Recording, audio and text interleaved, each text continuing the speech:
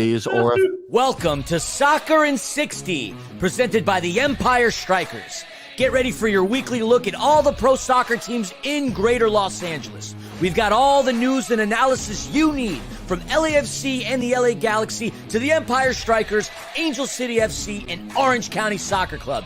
Now, buckle up and enjoy Soccer in 60.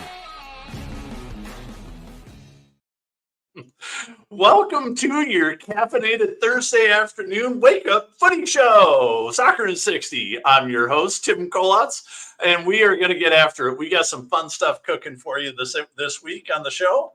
We've got a late winner from LAFC in their game the other day.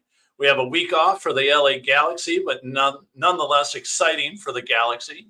We got a really fun interview with former LA Galaxy star and newly signed Empire Striker Marcelo Sarvas. We got Amanda Panda coming in, hanging out with us for some Angel City. And Ethan Zubak and the boys went on a trip to El Paso for a trap game and came out looking like they had pocket aces. Joining me this week is my co-host with the most, Mr. Philly Philemon. Philly, how are you, baby? Hello, Tim, and hello, Soccer in 60. It's been a week. I've missed you all. Tim, I've even missed you. I know for those that listen, without having us invading your auditory canals, you've grown dehydrated. But you're in luck, because your favorite weekly local soccer show refreshment is back for another tantalizingly thirsty Thursday today. So let's tango. Yeah, baby. Let's get after it, man. I've had a good week as well, and I'm stoked to be hanging out with you. I'm stoked to be hanging out with Panda, and most of all, I'm stoked to be hanging out with everybody on CAMET Radio. Listen to the podcast on the Strikers Instagram channel, catching us on YouTube and FreeTube and every other tube you can get out there, and hanging out with us and enjoying the afternoon. I'd be cautious to say every tube. There's a couple of tubes that you probably won't find us on. And if you do find us there, it ain't us. I can assure you of that. And besides, Tim, the only thing you're excited about is the fact that you got something fun in that tiki glass. Come on. Woohoo! I got a fun another tiki glass for us today. We got the coconut glass from Ventiki up in Ventura. So if you're ever out that way, just north of LA, it's a fun little place to go hang out. They got some great food. Let's get after it, Philly. Oh, it's a fun little place. Let's get after it, Philly. What's going on with LAFC this week? Well, I'm glad that you asked. It was international break for most clubs across the globe, and MLS, no exception. But that wouldn't be the case for LAFC, the Vancouver Whitecaps, the New England Revolution, and, of course, the defending champion Columbus Crew. Matches had to be rescheduled due to in-season tournament play, so here we are. No rest for the weary. And weary is what these long seasons have made of us all. Now, LAFC goes on the road to take on Vancouver at BC Place. It's the TELUS Canadian Championship winning Whitecaps versus this year's U.S. Open Cup champions LAFC, and that will be the first time that we've said that in the 20 times that these two teams have faced each other. As mentioned, 20 times right there. Advantage in favor of LAFC. It seems as if the Vancouver Whitecaps have not gotten a regular season win against LAFC in a long, long time. And poor Vancouver, despite an impressive showing and a crowd of 30,303, they would have a tall task going up against LAFC because 6 of their players on international duty, Ali Ahmed, Sam Adekugbe, Andres Kubas, Ryan Gold, Fafa Picot, Pedro Vite. These are all huge contributors to Vancouver. But LAFC would also be without a couple of their key players. Denny Bouanga with Gabon. I was going to call him Denny Gabon. Denny Gabon Bouanga. He wouldn't be in the lineup playing for his national side. 2 games, played all 90 minutes in both matches against Lesotho in the African Cup of Nations, in the African Nations.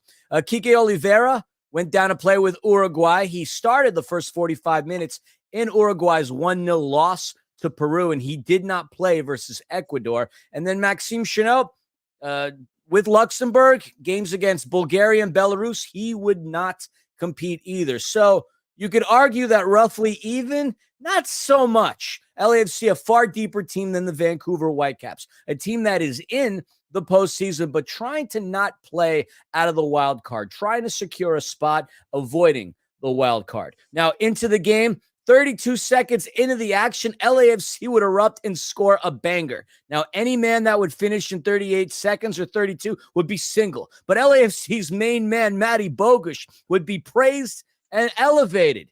Great run by Matty, beating Vancouver's Bjorn Utvik. Utvik went after Matty blazed right by him with the chip, and he scores the second fastest goal in LAFC history. Now, I know what you're thinking. What was the first? I know that that's naturally where your mind would go. So lucky for you, I consider myself the Tyrion Lannister of LA soccer podcasting. I drink and I know things. And for those who don't understand that reference, it's Game of Thrones. It would be Chicho Arango that had the fastest goal in LAFC history, tallying that mark 20 seconds into a game against Real Salt Lake on September the 12th in the year 2021. The irony for Chicho would be that that's the club he currently plays for. Now, back to the game. The finish was exquisite.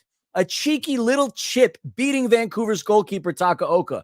But that play does not happen had it not been for the glorious pass by LAFC's 18-year-old Venezuelan David Martinez. And I'm going to mention him during the number 11, just to kind of throw that out there. Now, the finish was awesome. Second time for Matty Bogusz that he scored in the opening minute of an LAFC game. Matty's now got 15 regular season goals, 19 across all competitions, which are second on the team behind Denny the Destroyer.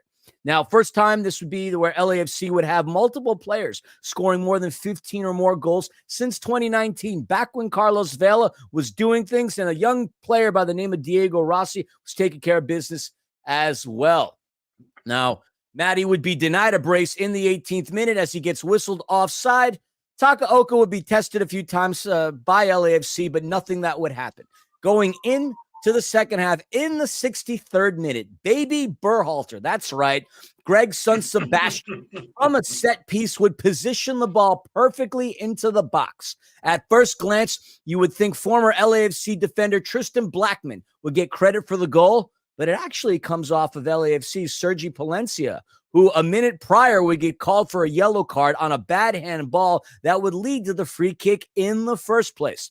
The game now tied at 1. And a reminder, LAFC needs to win its final 2. Galaxy need to lose to Houston if LAFC wants to clinch the West. And there's some funny arithmetic that I'm going to go over momentarily. Now, Brian White, the leading scorer of Vancouver, would miss a couple of headers. They easily could have crippled LAFC there. And you would have the best save of the game by Timothy Tillman, not by Takaoka, not by Hugo Lloris, because neither of them which would make the save of the game. Timmy Tillman, a midfielder. He denies the man that killed LAFC on countless occasions when he was a member of Real Salt Lake, and that is Damir Kreilach. His header gets rejected by Tillman. Now we head into stoppage time, 4 minutes given. Nathan Ordaz slicing through Vancouver's defense like a machete through a watermelon. Past to Kai Kamara, finds Ilie Sanchez, and from outside of the box, Ilie with a gorgeous goal near post scores his third ever goal as a member of LAFC. And what a beauty that was. LAFC up 2-1. But that wouldn't be just it. LAFC would still run us through Heart Attack City. Dying moments of the game, baby Berhalter crosses into Brian White, and it just wasn't his day. His header hits the left of the post, barely missing, had Hugo Lloris beat, but that was it. Referee Drew Fisher blows his whistle. LAFC gets their 8th win on the road. They finished the season 8-6-3 away from home, second best record ever since 2019. They're now 18-8-7 for the season, 61 points. Now, I talked about maths. Maths, yes, we hate math. I know I do. My life's irony is that I work in finance, and that's weird when I work in a field that comes from a subject that I hated and needing extra tutoring in. So anyway, let's talk about math real quick. What does LAFC need in order to win the West? I already know the Shield goes to Inter Fort Lauderdale, not Inter Miami. That's been decided. For LAFC to win the West, the following needs to happen. Galaxy must lose on the road to Houston, and LAFC must win at home this Saturday versus San Jose. And one of those two needs to happen by more than one, because if LAFC win by 1 and Galaxy lose by 1, both teams are equal in goal differential. Why the heck does that matter? Well, the total number of wins is 19-18. That's the case. We'd be tied at 19. Goal differential comes in 20-18. We'd be tied at 19. Goals for 66-80. We would lose. By we, I mean LAFC would lose on the tiebreakers. The tiebreakers are fascinating when it comes in. So that's what needs to happen. LAFC, worst case scenario, is going to get second, but they have everything to play for on decision day. The LA Galaxy have played their final game at home. They're going to be on the road against Houston. So it should be an interesting scenario. And as we mentioned, LAFC on decision day is going to take on the San Jose Earthquakes, the team that has already clinched the wooden spoon in Major League Soccer, the award for the worst team in Major League Soccer. 6-24-3, 40 goals for, 75 goal against, a minus 35 goal differential. And by the way, 2-12-2 on the road. One word comes into mind when hearing and reading this, and that word is yuck. San Jose did, however, manage to win at home versus LAFC back in May, winning by a score of 3-1. They are eyeing the 2019 FC Cincinnati record of most goals allowed. That record stands at 79. They currently are at 75, and with LAFC having scored 6 on them back at a home game in BMO on June the 22nd, it's possible. It's going to be an interesting decision day, to say the least. The one thing I know all LAFC fans are clamoring for is the return of Carlos Vela. Could it be Saturday? We would all be so lucky to bear witness to that. And that concludes your LAFC wrap-up. Yeah, it's going to be a heck of a decision day in the Western Conference with those two guys, with those two teams, with Galaxy and LAFC getting after it. And with that, Galaxy, they did not have a game, as you well mentioned. There was only 4 teams in action. Galaxy have taken a couple of weeks off, and they're going out to Houston. Now, this Houston game is going to be really interesting because Galaxy the Galaxy Houston series has always been very, very tight. Galaxy have got 17 wins and Houston's got 14 between 42 meetings. So there's been a gob of ties in there as well, you know. But LA comes in just smoking with a 4-1 record in their last 5. And Houston's floundering a little bit. They're 2-2 and a draw over their last 5. And they haven't looked very good in those last couple of games. And the only players that the Galaxy had on international duty were Joseph Paintsil and Ruben Ramos Jr. They did see some international with Joseph playing for the Ghana national team, but the rest of the team got to stay home, stay healthy. One of those guys is especially key to this matchup against Houston is Marco Royce. Marco, you know, the knock on him is he's always had a few knocks. He's always been a bit injured, and he didn't play against Austin a couple of weeks ago. But Greg Manny in his post-game press conference last week, a couple of weeks ago, said he would be fit, he'd be healthy, and he'd be in the lineup.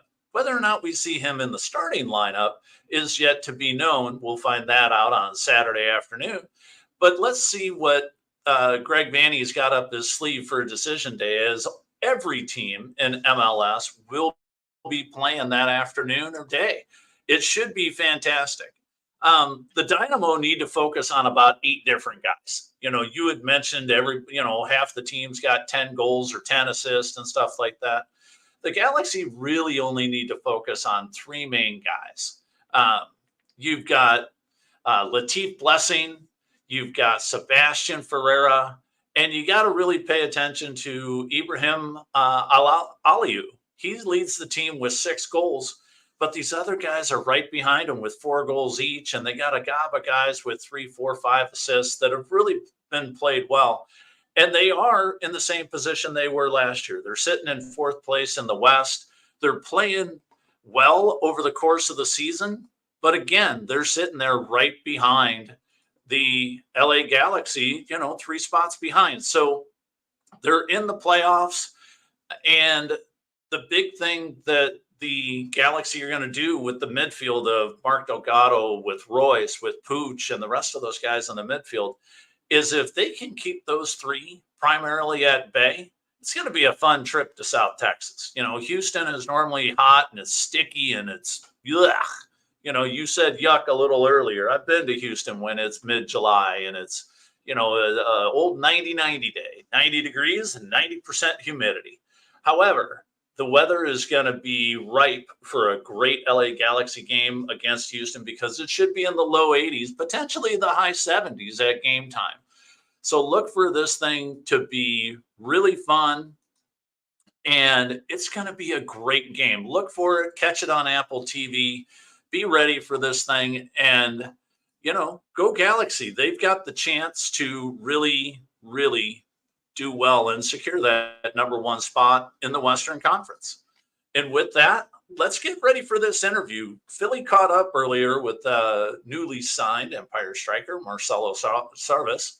Let's get into it. Philly, take us away. Hello and welcome back to the interview segment of Soccer in 60. Our guest today was an integral part of the golden era in LA Galaxy history, helping the team to both the 2012 and 2014 MLS Cups. Originally from Brazil, he has not only played for five different countries for five different teams, but he scored in the Europa League, won 2 Costa Rican League titles, and captured the attention of the LA Galaxy while competing in the CONCACAF Champions League. After his second MLS triumph, he went on to play for the Colorado Rapids and DC United before returning to coach within the Galaxy organization. This week, he grabbed the spotlight by returning to professional play with the Empire Strykers of the Major Arena Soccer League. Let's welcome to the show Marcelo Sarvas. Marcelo, thank you for joining us. Thank you, Christian. We could stop there after this great introduction. But we have so many questions to ask you, sir. So many fun things. It's exciting. Thank you. Thanks for inviting. Of course. Look, I promise we'll get to the Empire Strykers and the MASL, but I'd like to start by talking a little Galaxy. And my first question would be, how often do you get to hang out with Juninho or Landon Donovan, David Beckham, and Robbie Keane these days? Like, do you guys go on joint family vacations? Do you call each other on your birthdays? Like, what does the connection look like 10 years later? Well, in soccer, we meet a lot of people and nice people. We share locker rooms. We during the season. You have a good respect. You like people.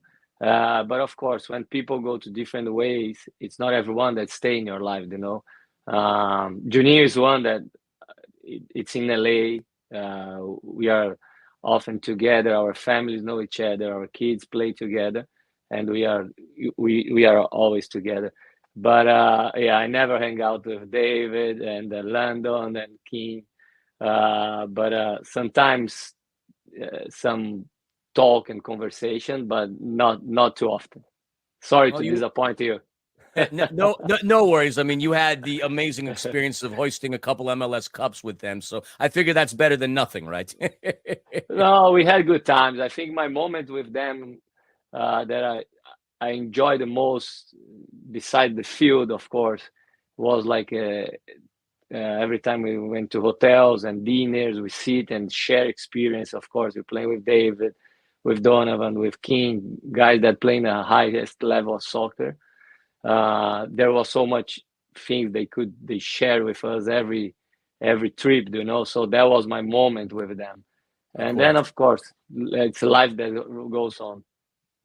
Well, and speaking of a life that goes on, you've had a very interesting one in terms of your professional career. You've had a few stops along the way. Brazil to Sweden to Poland to Costa Rica and finally the U.S. in the end. You were with the Galaxy, as we mentioned, the longest and enjoyed the most successful stretch of your career was there. And after your playing days, you returned to the LA area and joined the Galaxy technical staff, including for a few times as head coach of the reserve team. In reflecting on everything that has transpired in your life, can you tell me what that club means to you? Well, Galaxy,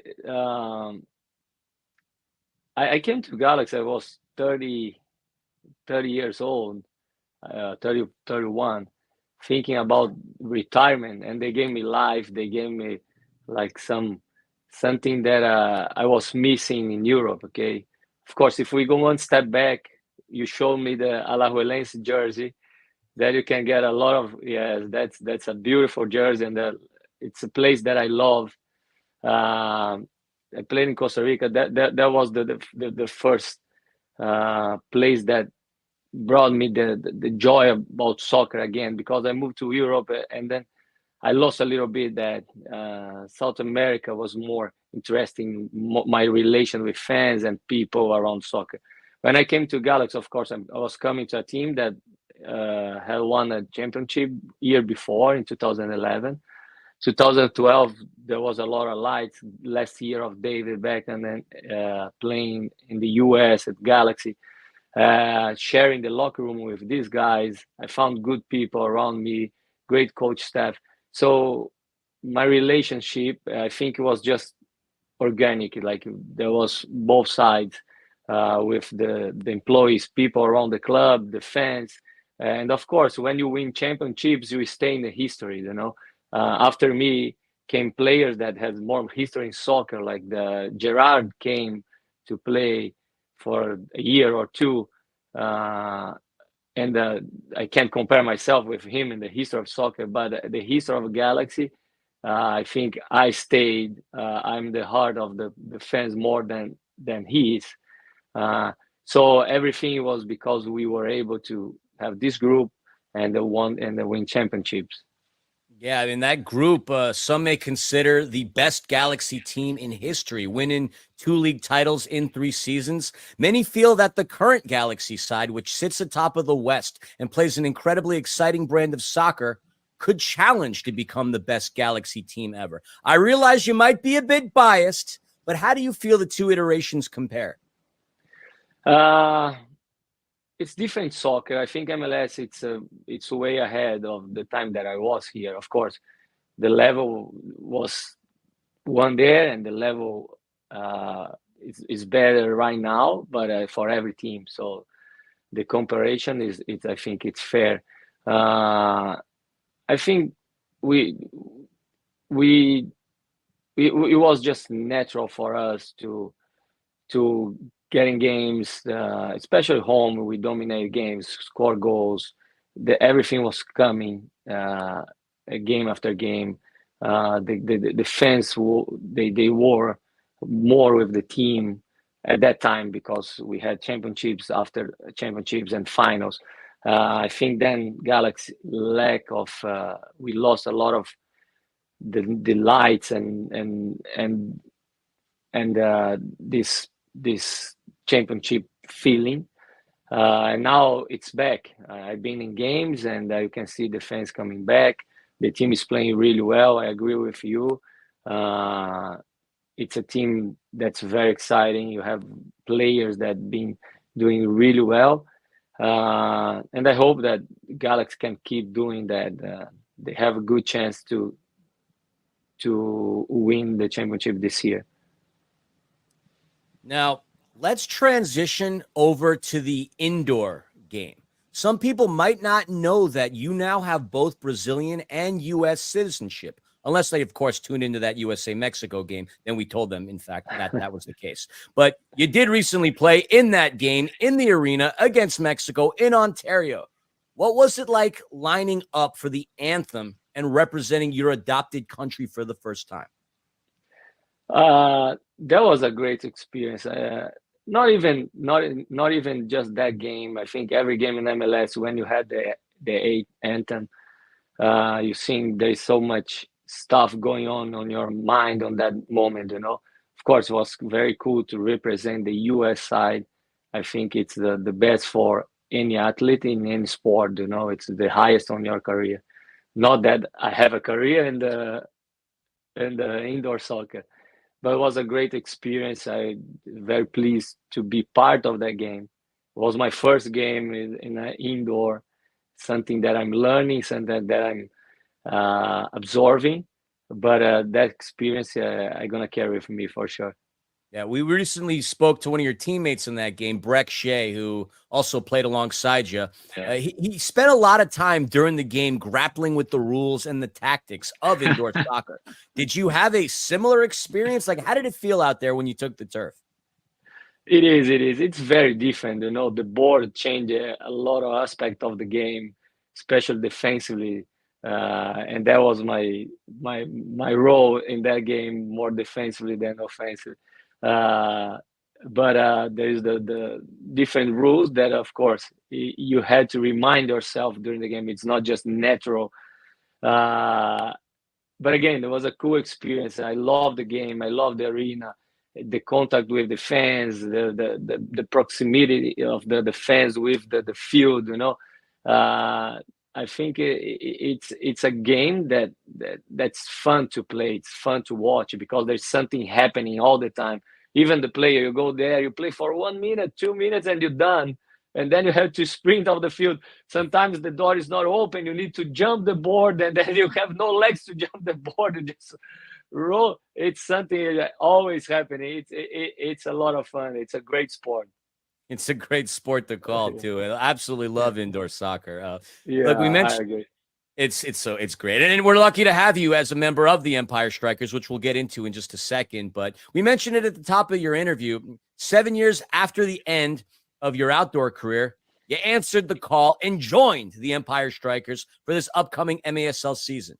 Like, talk to me about your thought process in deciding to play professionally again. Like, how did the opportunity come about, and what made you want to give it a shot? Well, for me, first was a conversation with my family, my wife, and to see, because there is a commitment.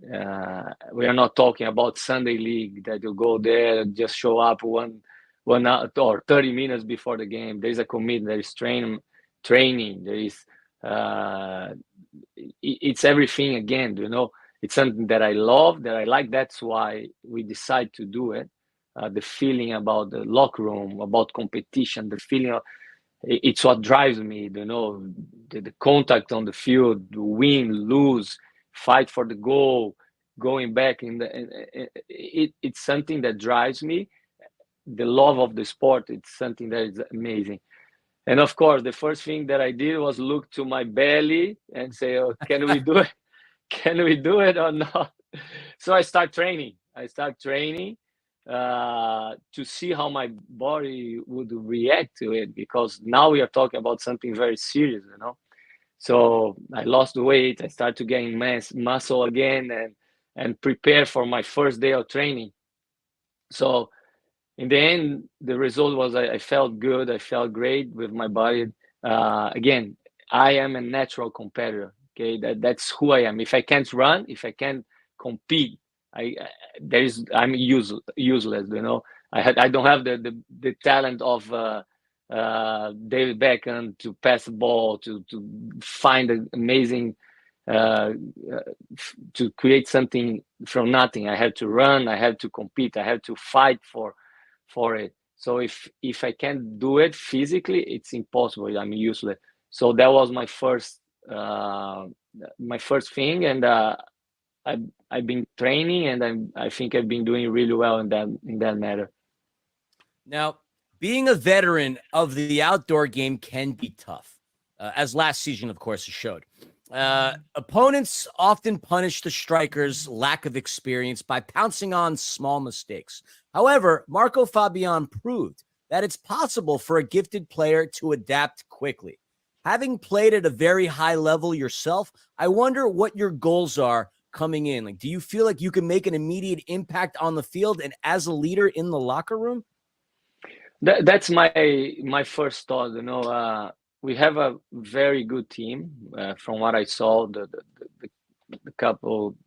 past trainings, I'm getting to know all the players, but we have a lot of young with players with big talent. And then we can go to a deep conversation. But the new generation is different from my generation.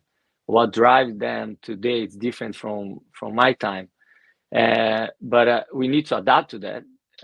But we can also help them, guide them, and to extract the best for them. It's not a secret. I'm a father. My son is always going to college. I have lived soccer, I think, in a good experience of soccer. I've been coaching, so that's natural on me. I want to help these guys. I want to help the team in this way. And of course, bring what I can do on the field. When you talk about players that played before, as Mark Fabian, you have Poncho that played also with outdoor field, and then it's also more experienced player. You can see the different looks and thoughts during the game.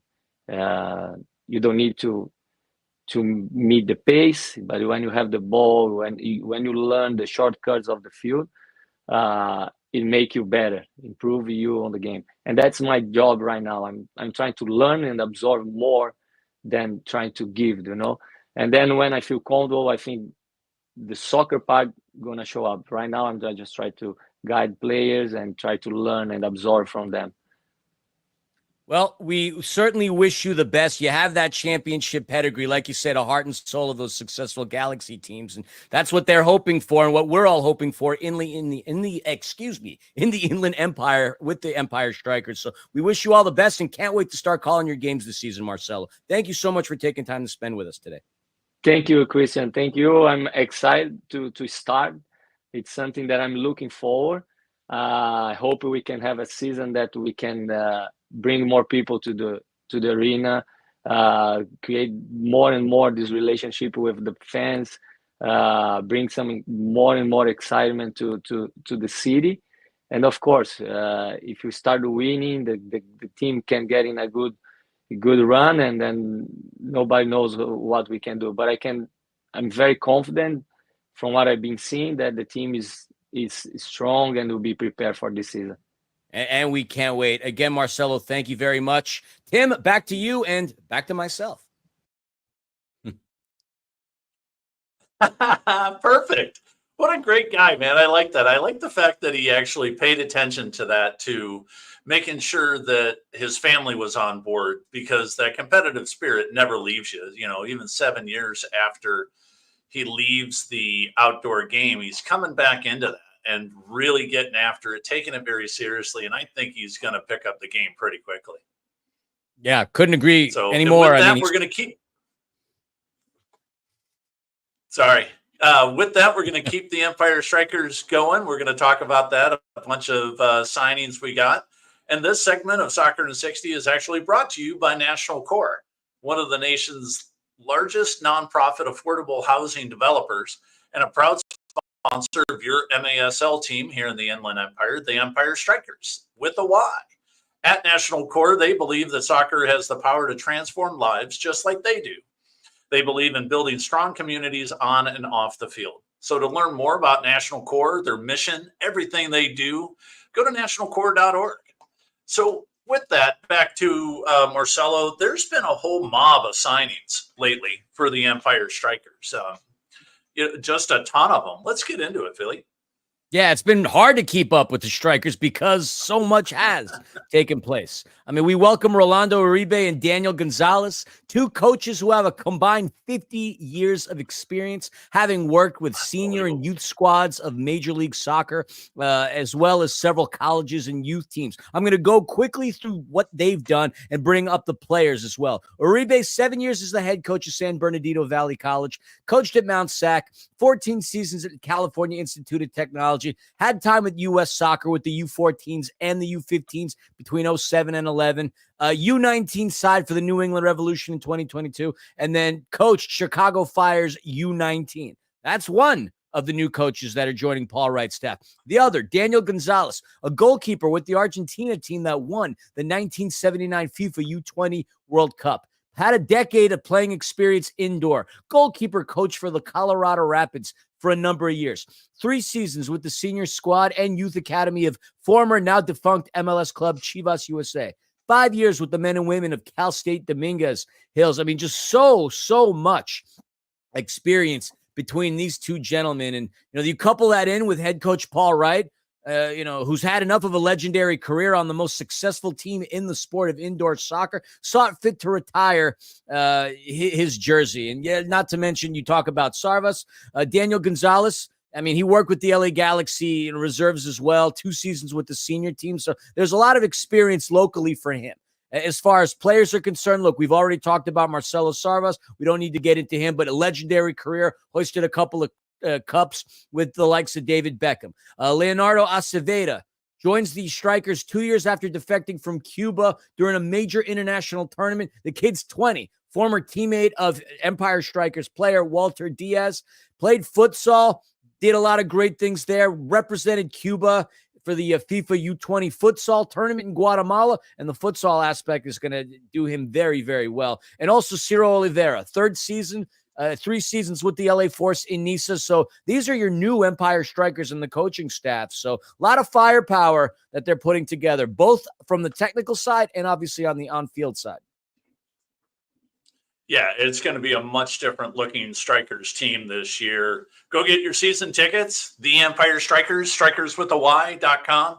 Go get those season tickets. They're going to put a lot of people in seats this season. So get after it. And with that, let's move on to Amanda Panda. Amanda Panda Philemon is here to talk Angel City with us. Hey, Amanda Panda, how are you? Hey guys, what's going on? It's good to be back. Good to join you all and give you a little update on Angel City and what's going on with them. So I guess without further ado, I'm going to get right into it. Of course, before we get into the most recent matchup and result, a little bit of news coming out of Angel City is that defender Merritt Mathias has made the decision to retire after a 12-year career in the National Women's Soccer League. Mathias, a 3-time winner of both the Shield and the championship, is one of just 11 active players who have played in the NWSL for its whole 12-year history. Whew, that's a long time. And she spent the last 2 seasons with Angel City, and she was acquired by the club in a 2022 trade with the North Carolina Courage. So congratulations to Merritt Mathias. And, hopefully she has a nice time in retirement. Maybe we'll see her in some way in the NWSL. You never know. But either way, let's move on to what has been going on with Angel City, their most recent result. And, well, that was a 1-1 draw on the road in North Carolina this past Saturday following 2 stoppage time goals won by Angel City FC forward Kristen Press getting on the scoreline in, her first goal since she got injured last June. So we'll get into that. And there was a goal by Courage forward Olivia Wingate. So let's talk about what happened in this game. First, whole lot of nothing in the first half. Honestly, Utah dominated this game in the beginning. It was not looking good for Angel City. In the 28th minute, Angel City goalkeeper Didi Harachich, she made a huge stop. It blocked a shot, and that was the first in a flurry of chances by the Courage. And while the game did settle down over the next 15 minutes, or the final 15 minutes, of the half, with just one more real chance for either side before the break, it would be scoreless going into the half. And, well, the second half started fairly quiet with a 54-minute chance by North Carolina being the biggest play in the opening minutes.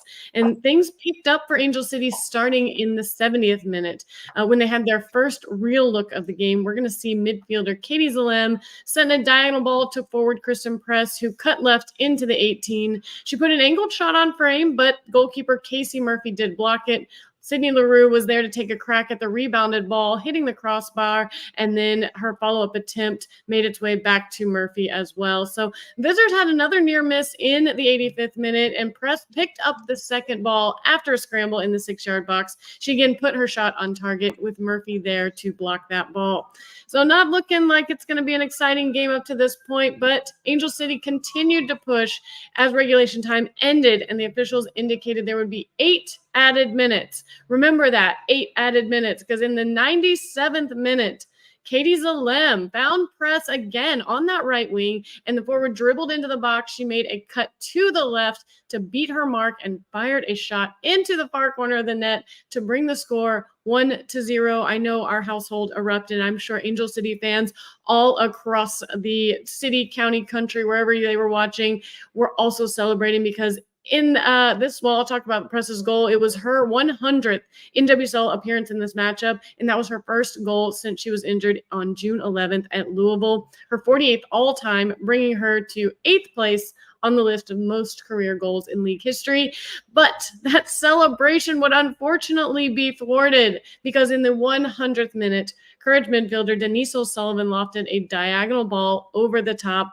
Olivia Wingate was there to receive the pass and sprinted into the penalty area, sent a low shot into the net to equalize, and heartbreak for the Angel City fans as they had to settle for a draw. You saw it all over the players' faces. You saw it all over Becky Tweed's face. even getting a little bit of consoling from North Carolina Courage's coach as well, because those 3 points were crucial. We needed those 3 points. You know, the drama that's been happening with Angel City and being docked 3 points and needing all that we could get up into that point. So this was kind of a dagger, I'm not going to lie, because seeing press score was just so exciting. We were like, she's back. And then just a few moments later to kind of have to strip away that celebration because they allowed that goal to score. It was just definitely was not a fun way to end a game. It was one of those moments where you're happy, and by the time you were able to kind of settle in and watch the game, you were sad again. So,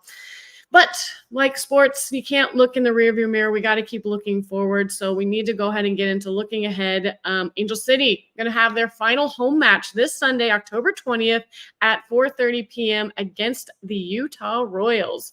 This, like I said, is going to be the last home game of the regular season. So I encourage everybody, if you have not made your way out to an Angel City game, this would be a fantastic game to make your way to. You need to see it live and in person because it is such a great atmosphere. But if you cannot make it out, and we understand, then tune in at 4:30 on NWSL Plus and Paramount Plus Golazo Network. Now let's talk about this matchup just a little bit. There has been only one meeting between these two teams. If you know anything about Utah Royals, they actually had left the league before we came in, and then they were able to kind of rebrand and get themselves back into the league again. And this was the first season with Angel City and Utah together. So we've only played once, and that matchup came on May 3rd with Angel City getting a 2-1 victory. But honestly, the Royals are a different team than they were in the beginning of the season. After winning only 2 of their first 16 this season, the Royals have won 5 of their last 8 regular season matches. They're the only team since the NWSL returned from its summer break in August that have collected more points than just those top 3 on the table. So Gotham, Washington, and Orlando are the only ones that have collected more points than Utah since that break. So they are a team that we cannot sleep on. We cannot let our foot off the gas with them. It is a home match. It needs to be 3 points, because if you look at the league standings right now, well, we're in a bit of a precarious situation. No need to beat a dead horse. Those 3 points were crucial, because right now we sit only 1 point below the Utah Royals, who only sit about 4 points behind Bay FC, who is the 8th place spot that we are chasing on that playoff line. So, oh my goodness, this is it's going to be a nail biter to the end. If Angel City does not win on Sunday, I do believe I can say that we will not be able to make the playoffs mathematically. It will just not be possible.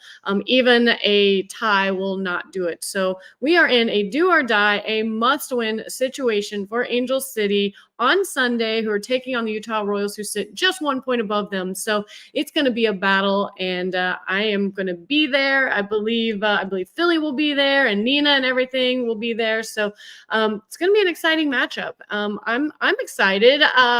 Let's talk. Actually, you know what? Speaking of Philly, let's throw it back, because you will be in the stands with me cheering on this team.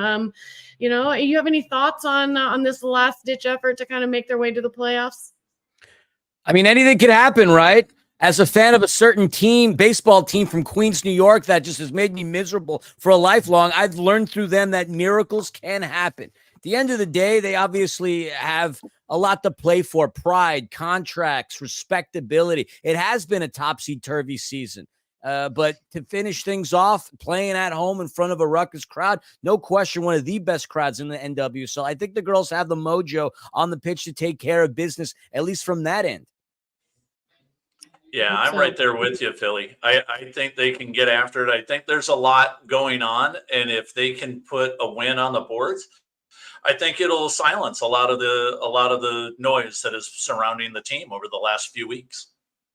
I think at the end of the day, despite what happens playoff-wise, I think ending with an emphatic win at home for their last game of the season, I think that's just a good way to kind of, tie up the season with a nice little bow and make people leave with a good taste in their mouth, because that hasn't always been the case. There's been a lot of stuff. We've talked about the drama with Angel City, and there's been even more that's come out with that whole story, but we don't have time to go into that here. But either way, it is all about the play on the pitch. pitch, and that's going to be happening on Sunday at 4:30. So try to make your way out to BMO Stadium for the last game of the season, because I promise you, you will not regret it. And hey, come find us. Let's meet up. Let's talk. Let us know if you're there. All right. Absolutely. All right. Thanks, guys. It was a joy, of course, of being on this show. And I don't know, maybe you'll see me here in just a little bit. I don't know. I'm utterly impressed, superwoman you are, with all the things you do and all the hats you wear. You still manage to find time to curl your hair and look fantastic. God bless you. You are amazing. Jesus. Thank you. Thank you. I didn't wake up like this. What are you talking about? Folks, she's not my sister, by the way, just saying that. Whatever. Exactly. Yep. See you in a minute. And she loves her spoiled cat, too. You saw it in her coffee mug. That's right. Well, with that, let's get over to Orange County. Orange County, the County boys were, like we said at the top, could have been a trap game, right? They're going into El Paso, and El Paso has not had the season that they wanted. But they're well prepared going into this game, into the heart of Texas, just last night, less than 24 hours ago. And they took on an El Paso team, Locomotive, that had just recently been relegated to being not in the playoffs. Not relegation in European terms, but relegated to sitting on their keisters, while Orange County potentially takes on Sacramento in the first round of the playoffs. Orange County came out firing on all cylinders, and they countered El Paso's. Again, I'm fascinated by the multitudes of different formations that some of these teams are coming up with. El Paso knows that they've got some speedsters on Orange County, and that Bryce Jamison is going to burn past a bunch of these guys. They come out with a 3-5-2 formation. So only two guys up high, and they're trying to clog that midfield.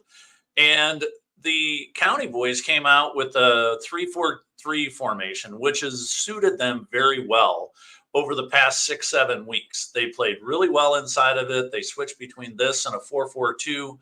And what was also fascinating is El Paso's leading scorer, Armando Moreno, started the game riding on the pine. This guy leads the team in scoring, in goals, and you would think, maybe he's getting some rest. Maybe they want to put in some newer kids, but, they're still playing for pride here. And so they wanted to come out and beat Orange County at home, because they beat them earlier this season on the road here in Irvine. So to have them come out with a little lighter lineup was kind of surprising, but Orange County boys full on took advantage as early in the half, in about the 16th minute, a great lead pass from Chris Hagart out of the back line hits a streaking Bryce Jamison, and Bryce Jamison takes this on a one-touch and puts a beauty of a cross to the top of the box. And hey, who's there but friend of the show, Ethan Zubak. He one-times this, goes full nutmeg, puts it tweeners on the goalkeeper, and it's 1-0, just 16, 17 minutes into the game, forcing El Paso to really do some things and push harder than they really wanted to do. But the thing is, the talk of the team over these past 6 weeks, really since Coach Danny Stone had that 2-week layoff after Coach Paul Hardiman left the team, he put these guys into a 2-week training session and really got these guys to believe in themselves, the team, really what they could do. And since that time, they were far outside the playoff window looking in. They now sit in 6th place in the Western Conference, avoiding teams like New Mexico, who has been the class of the Western Conference this year, and getting Ethan to up to 10 goals with that first half marker. It's now the second time that Ethan has scored in double digits in the USL Championship. So between him, the defense giving Colin Shuttler really nice looks on shots from the other teams, it's been a marvelous transition over the past several weeks for Orange County. And because Colin has been able to see a lot of these shots, he's not having to go full stretch, far side, top 90, things like that. He is now, with last night's clean sheet, put 11 on the score sheet for Orange County this year. It breaks a tie that he had with second place and now ties him for the season record of 11 with Patrick Rakowski from the 2021 season. And if you've been an Orange County fan for a couple of years, you know what happened in the 2021 season. Well, they just happened to go all the way to the championship game. Oh, and by the way, won. So there we are in 2021, winning the championship. And here Orange County is again riding a great defense, now really solidified with Coach Stone, and Colin Shutout Shuttler just crushing the competition. The boys are in action this weekend at the Champ. And with that, they're going to come in and take on Western Conference leaders, like I spoke about, New Mexico. And New Mexico comes in with 2 losses in their last 3 games. So while they're not playing poorly, they're not playing great. And there's a potential for Orange County to come in and take care of business with these guys. However, New Mexico is led by Greg Hurst with 11 goals, and a couple other guys have 5 goals each. So they spread the attack around pretty good. So the defense is really going to have to clog up that middle, keep Greg in check, and these other 2 guys are really going to have to have poor games because of Orange County's solid defense and knocking these guys down a peg. Be on the lookout for this game this weekend at the Champ. The defense and the midfield will be a little light with Kevin Perdita getting a late yellow card, so he's not going to be on the pitch. But look for Orange County this weekend to play a really solid game. And that's the Orange County report. And with that, let's go back to Amanda, the Panda, on LA's Best 11. Hey, guys. Panda, don't you wanna, Panda, don't you? I'm back. All right. Well, let's go ahead and get into this because as playoffs approach, the Best 11 honors are becoming more and more competitive. And this week, we want to recognize those players. And of course, absent from this, you will not see any Galaxy players because they did not play. So it's not because they weren't good enough. They just did not make an appearance. So they got some much needed rest, I'm sure. And I have no doubt we'll see them on next week's Best 11. But of course, let's start in the back between the pipes with goalkeeper Colin Shuttler. That name, Shuttler, shutout, shutting them down. From Orange County. He's been doing it and definitely earns that honor. And of course, right in front of him in that defensive back line, he's going to have some company in that of more Orange County defenders in Ryan Dogman, Owen Lamb, and Dylan Powers. They have been a force to be reckoned with back there, helping earn multiple clean sheets as of late. Now, midfielders, we've got Katie Zalem and Giselle Thompson with Angel City making their way into the midfield. Timothy Tillman and Ilie Sanchez from LAFC. And then Seth Kasipel. This is from Orange County. And, well, of course, up forward, we would not be complete without mentioning Mateus Bogusz with his early game goal that really helped propel LAFC to a win this past weekend. And then Cameron Dunbar from Orange County. So lots of great names on this matchup. Let's highlight a few real quick because, well, as I said, our team honors is starting out with a clean sheet king himself, Colin Shuttler. He earned 3 saves this week. And as we race towards playoffs, he is protecting not only the goal, but the playoff standings. And OCFC will be clinching soon with Shuttler's performance between the pipes. And Timothy Tillman with LAFC, he crushed it this week. Tillman had a 90% pass accuracy. He created 4 chances for the black and gold. And as LAFC continues to fight for that number 1 spot in the West, every point counts. And Tillman had a big part in securing the win for LAFC. And then lastly, speaking of that midfield, this week's captain is Katie Zalem from Angel City with 3 chances created and 1 assist. Zalem's performance in the midfield was honor worthy. You need your 6s, not just defending, of which Zalem won 10 of her 13 ground duels, but also seeing opportunities and being able to capitalize on them. Guys, this is our best 11 here in LA. What do you guys think? We got a lot on the bench too that need to be mentioned. Obviously, Kristen Press, obviously on the bench, love to see her there, and Alyssa Thompson, always a force to be reckoned with. But you have any thoughts or anybody you might want to mention or give some honors to? Cricket. Yeah, All right, look, I got to talk about Shuttler. Oh, Yeah, don't all jump in at once, guys. I mean, yeah. I'm just going to quickly say, look, Shuttler has been amazing. The clean sheet shutout specialist Shuttler, his ability to stop shots is preventing OCSC supporters from feeling the need to drown their sorrows with shots. He's been impressive. Timothy Tillman had the save of the game. Not Vancouver's Takaoka, not Hugo Lloris on LAFC. Good stuff. Matty Bogusz, 15th regular season goal. But what I'm missing 2 weeks in a row, the disrespect, the assist man for Matty's goal. Where is David Martinez? He continues to collect accolades. I want to see David at the very least an honorable mention. The kid, 4 goals, 2 assists as an 18-year-old. And that pass to Matty, a thing of beauty. Where is my Venezuelan? That's all I want to know.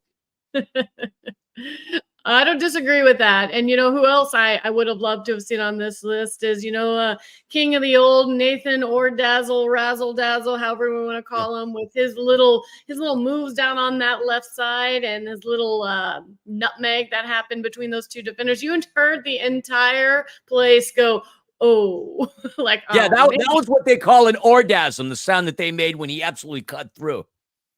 Oh, the razzle or dazzle king himself. Absolutely.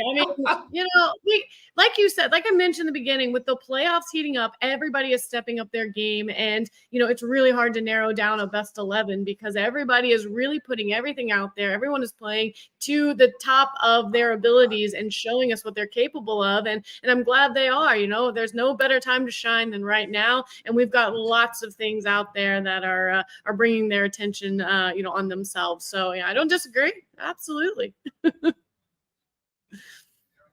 Tim, you got any thoughts? Yeah, this is a great list. Cameron. Yeah, this is a great list. This is Cameron Dunbar came in, got that second goal for Orange County last night to give him 4 on the season.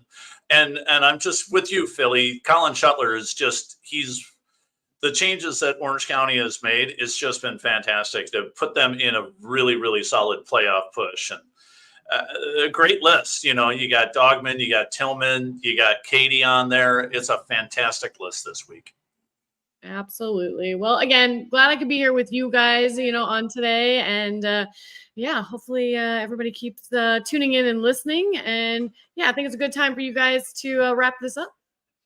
Yeah, absolutely. Thank you so much for spending another afternoon with us on this tantalizing Thirsty Thursday. We'll be back again next week, same time, same place. And don't forget to follow us on YouTube at the Empire Strykers, Strikers with a Y. Don't forget to find us on Spotify, on Apple, wherever you find your podcasts, you will find us, your auditory canal joy on this Thursday. We thank you so much. Thank you, Tim. Thank you, Panda. We'll see you all next week.